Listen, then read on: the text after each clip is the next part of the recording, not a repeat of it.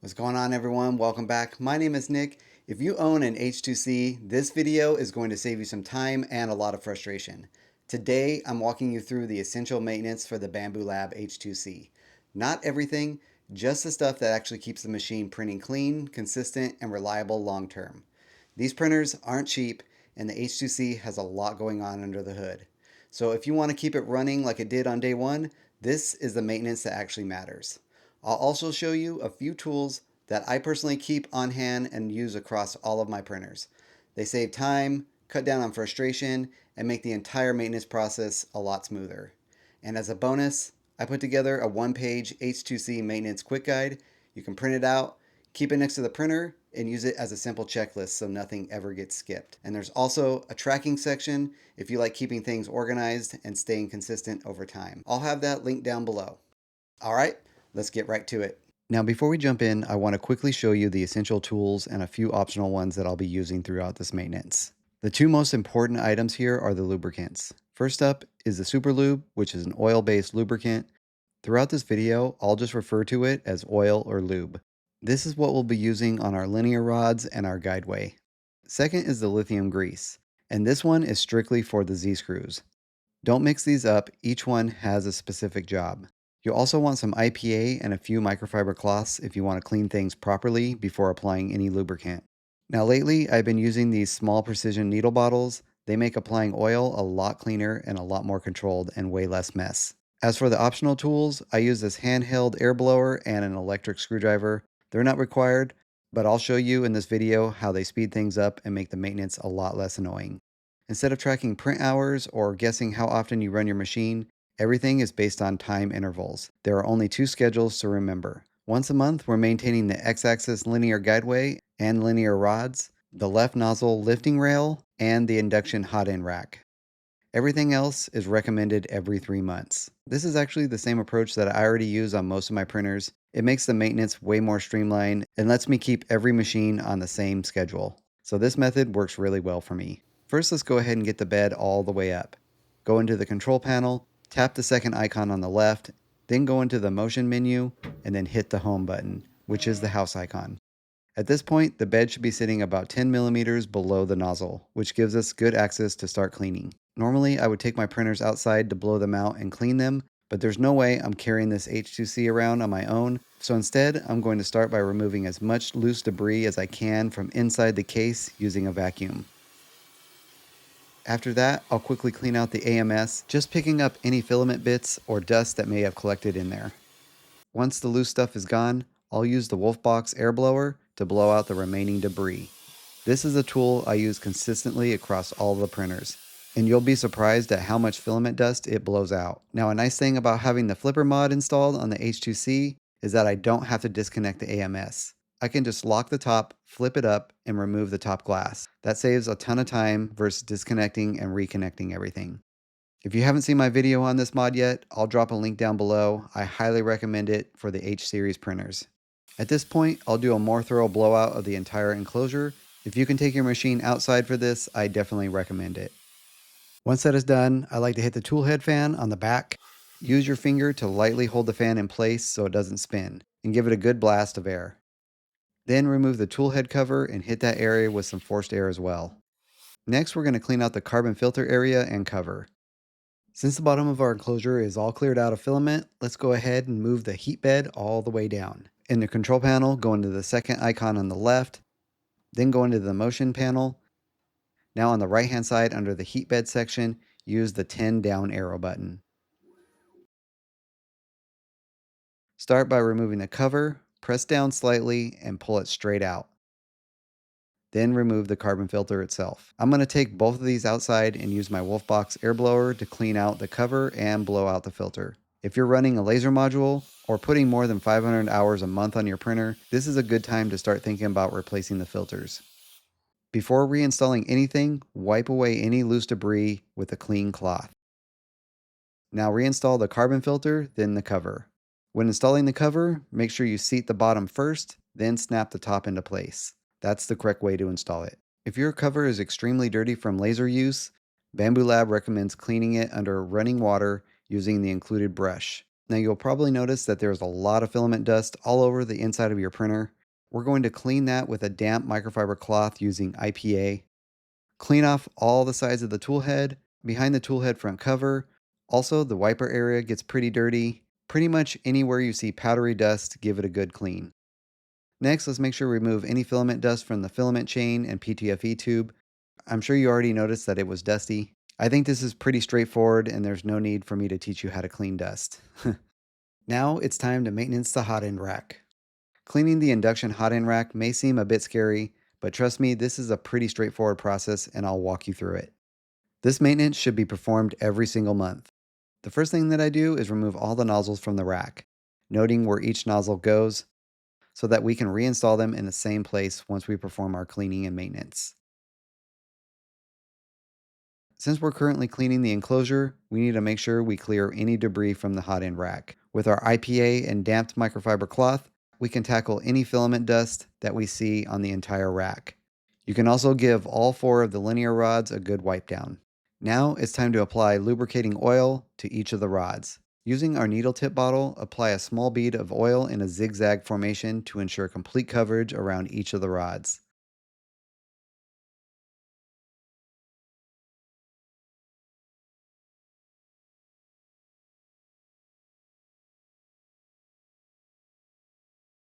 Once the oil is applied, move the rack up and down 4 or 5 times to apply evenly.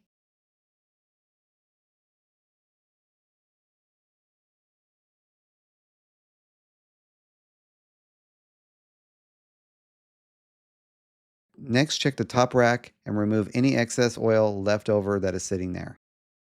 Now you can replace each of the nozzles back onto the rack. If they look dirty, be sure to give them a quick wipe down. Also, make sure you check each nozzle boot for any melted filament or debris as well. Now with a microfiber towel and some IPA, let's finish wiping away dust from the tool head and clean the camera on the right hand side. After that, let's clean the time-lapse camera on the left-hand side of the enclosure. Now before we proceed, let's make sure that we have our tool head set to the left nozzle. If it's already set to the left, you can skip this next part. To set the tool head to the left nozzle, go into the control panel, push the switches icon, which is the second one on the left.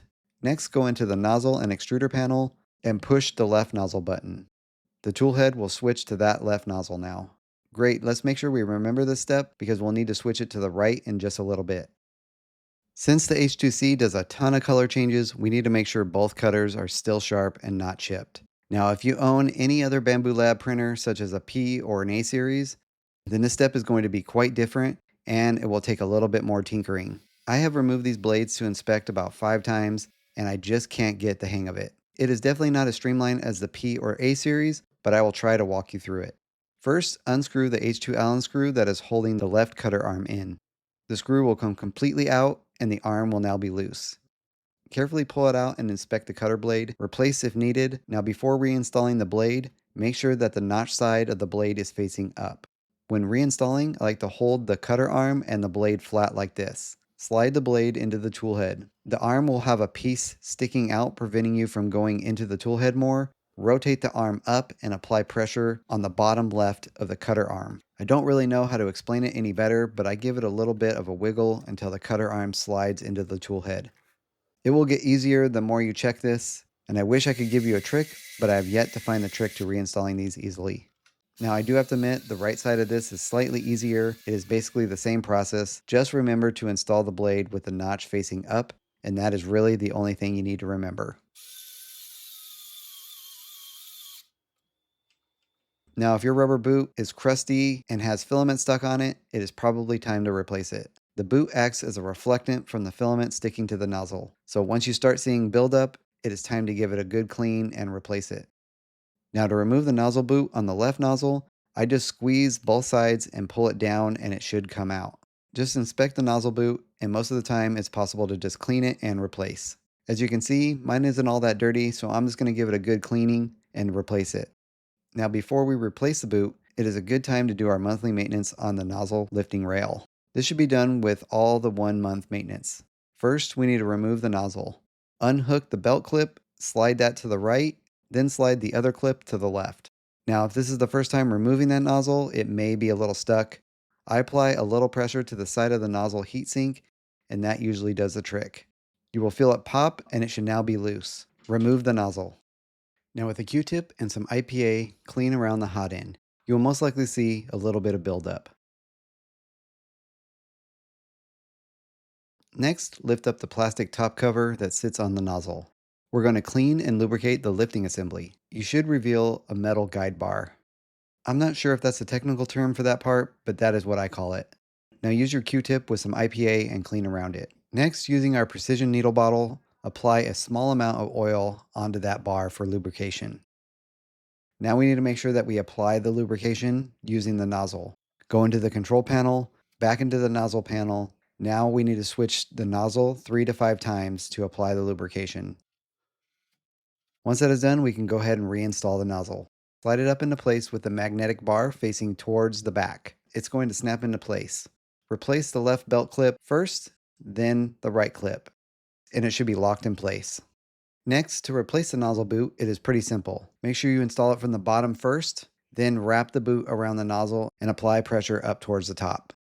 Once it is mostly in place, you can wiggle it into position. Next, we're going to lubricate the hot end latch. This is the tool that releases the inductive nozzles when making a tool head change. First, we need to go into the control panel and switch the nozzle to the right. You should know how to do that by now. Once you switch to the right nozzle, pull out on the hot end latch to release the nozzle. You should be able to pull the induction nozzle down and out. Now we need to remove all 3 H2 screws from the front panel. Here, here, and here. This will allow the front panel to move forward slightly and release the hot end latch. What I do is apply a little bit of pressure on the panel, pulling it towards me, and then pull out on the latch. First, inspect it for wear and debris. If you notice that the latch is damaged, your printer should have come with a replacement, so I would definitely do that now. Apply a small amount of oil to the latch and then replace it. Next, we need to replace all the screws from the front panel. Now let's unlock the latch by pulling it to the right. Next, slide the induction nozzle in all the way so that it sits flush.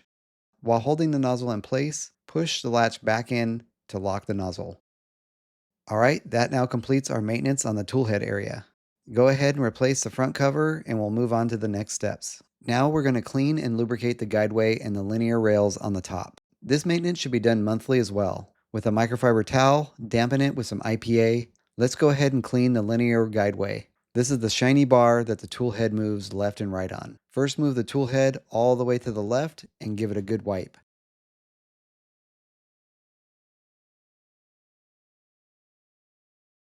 Next, move the tool head all the way to the right and then clean that.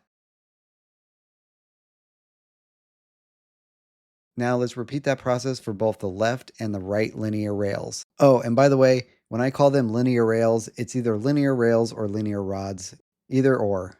Make sure to clean the entire rod. Now it is time to lubricate with our lubricating oil. Since the Guideway is the same as the A1, I'm going to use these very helpful tools that I found on MakerWorld, and the link will be down below. These two caps you can print and attach to the tip of the super lube, and it makes this process way easier, especially for the underside of the rail. Yes, we have to lubricate the underside, and I have also seen others miss this step before. With the new cap attached, use the lip on it and it will ride along the inside of the rail. Using this cap very lightly, and I mean light, squeeze the super lube bottle and lubricate the underside of the guide rail. Next, move the tool head all the way to the other side and get the remainder of the underside of the rail. Now it's time to switch to the other cap for the top of the rail.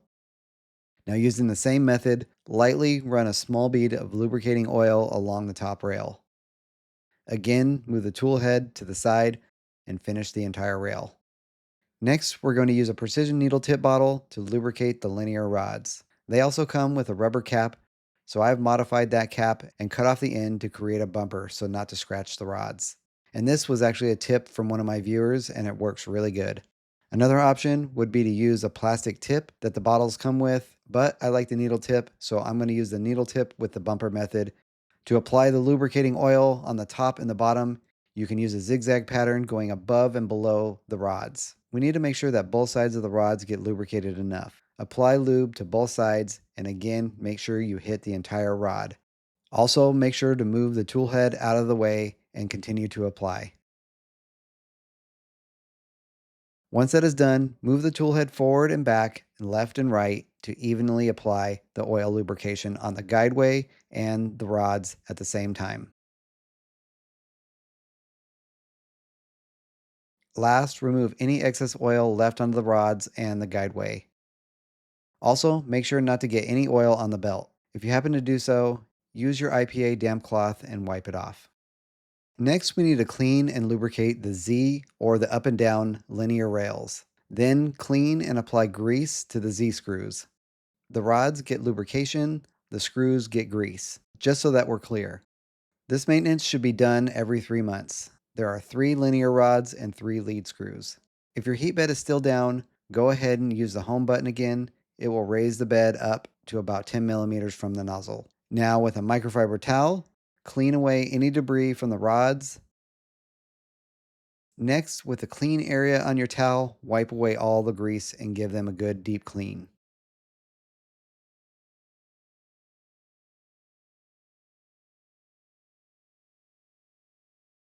Next, you can apply some lubricating oil to a small spot on your microfiber towel and apply that to the rods. Or if you want, you can apply a small amount of lubricating oil to the linear rods with your precision bottle. Just make sure you apply directly to the rods and it does not drip down to the bottom. If you decide to use your cloth, go ahead and apply the lubrication to the entire rods as well. It's okay to have excess lube on the rods at this point because later we will raise and lower the bed to apply evenly. Now with the white lithium grease and the additional Maker World tip cap, and the printable link will be down below. We now apply grease along the Z-screws every ½ inch to 1 inch or 20 millimeters. I use a tapping method, applying pressure to the bottle while applying little blobs to the screws. No need to overdo this part, a little will go a long way. Now that we have oiled our rods and greased the screws, it is time to move the bed up and down a few times. Go into the control panel again, second icon on the left, then the motion button. Once in there, hit the heat bed down arrow until it goes all the way down.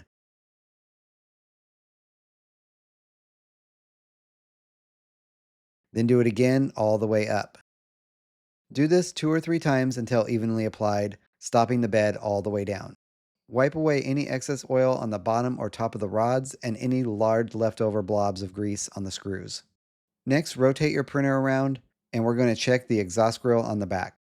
If you happen to notice debris buildup behind the blades, I would definitely consider removing and cleaning it out. The trick to removing the grills is to pull it from the middle, giving it a little bit of a bow shape, then removing the right tab, then the left.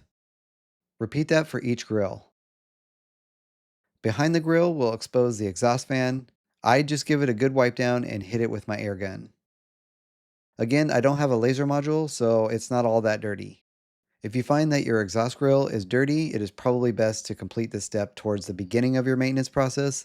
I suggest at the same time you're completing the filter cleaning.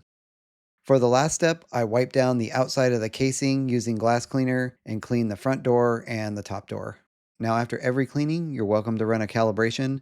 It isn't absolutely needed, but it is a good routine to end your maintenance. In the control panel, click on the gear icon, then click the calibration button. Next, hit the print calibration button. You can select all the options, then hit start. All right, that wraps up the H2C maintenance. Just simple, routine stuff that keeps your Bambu Lab H2C running the way it's supposed to. If you stay consistent with this, you'll see way more reliable prints, fewer random issues, and a machine that just works. There are additional maintenance steps that you can do on your H2C, but I think those deserve their own videos, and I will be releasing those as well, so keep an eye out for them.